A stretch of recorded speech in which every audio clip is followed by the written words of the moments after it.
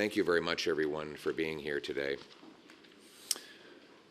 What we are seeing is the government of Canada itself is spiraling out of control right before our eyes and at the very worst time.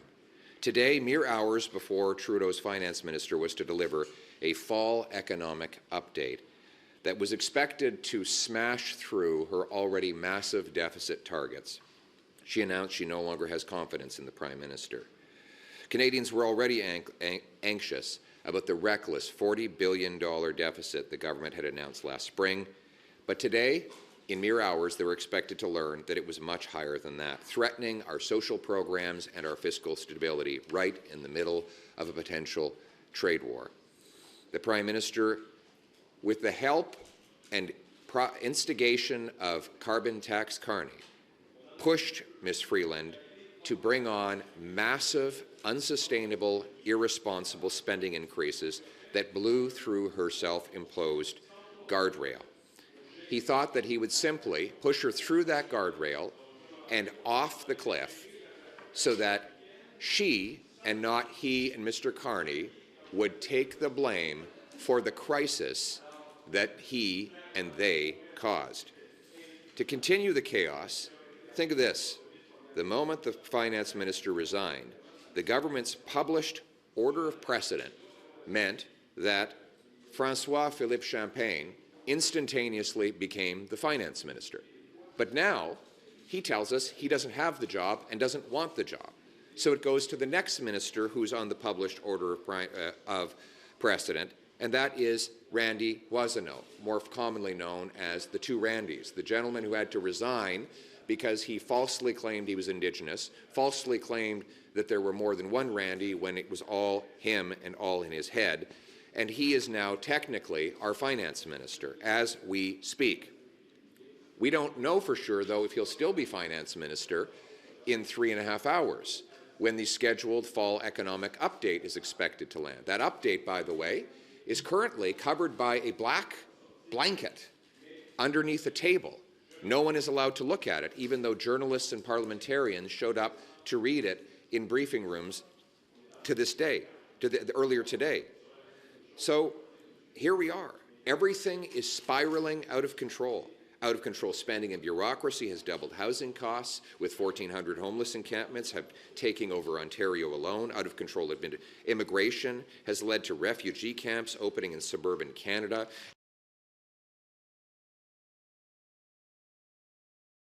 And then we have 500,000 people in the country illegally, according to government estimates. Out-of-control crime overtakes our once tranquil streets, with gun crime having doubled.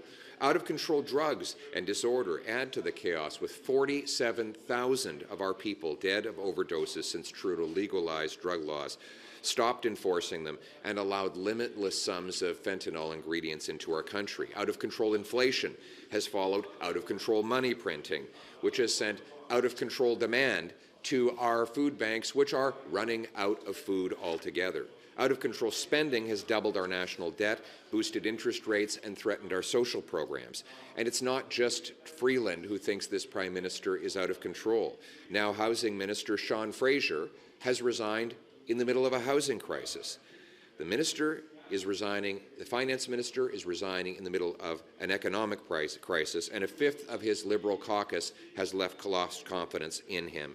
Justin Trudeau has lost control, and yet he clings to power.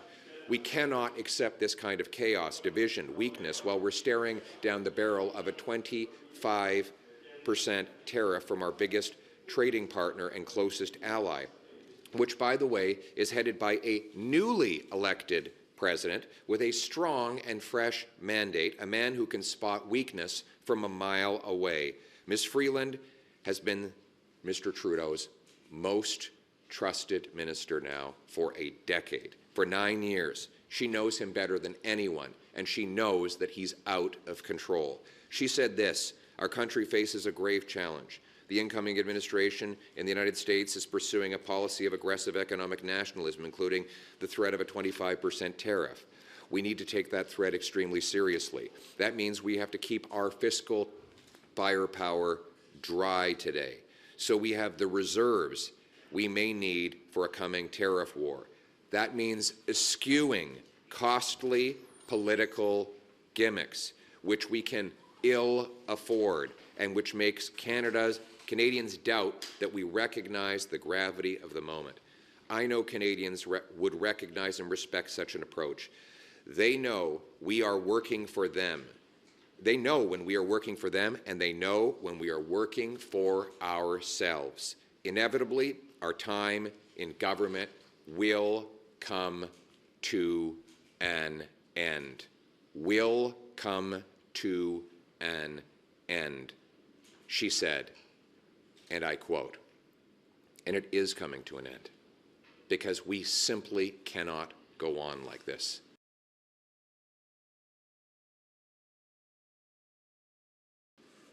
And it is up to Jagmeet Singh now to make that realization. Mr. Trudeau is being held in office by one man, Jagmeet Singh.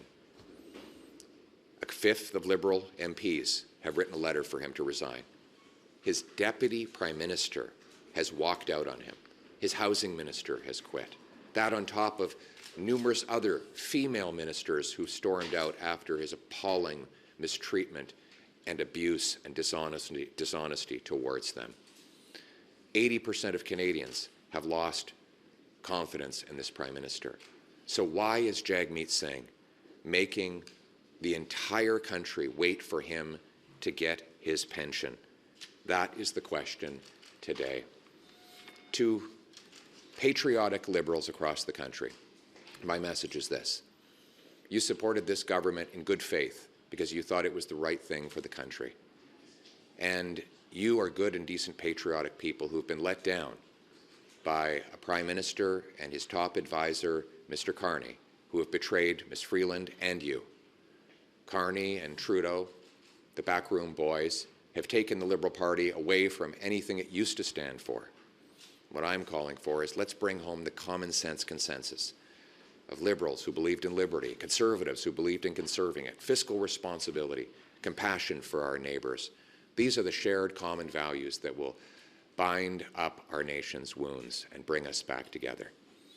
Now is the time for a carbon tax election to turn the decision away from me or Mr. Trudeau or Mr. Singh or Mr. Carney and put it in the hands of the people.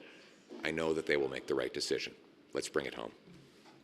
Mr. Poilievre, can you clarify, you do not accept the possibility that Mr. Trudeau could resign and there could be a leadership? You think there needs to be an election right now? Yes.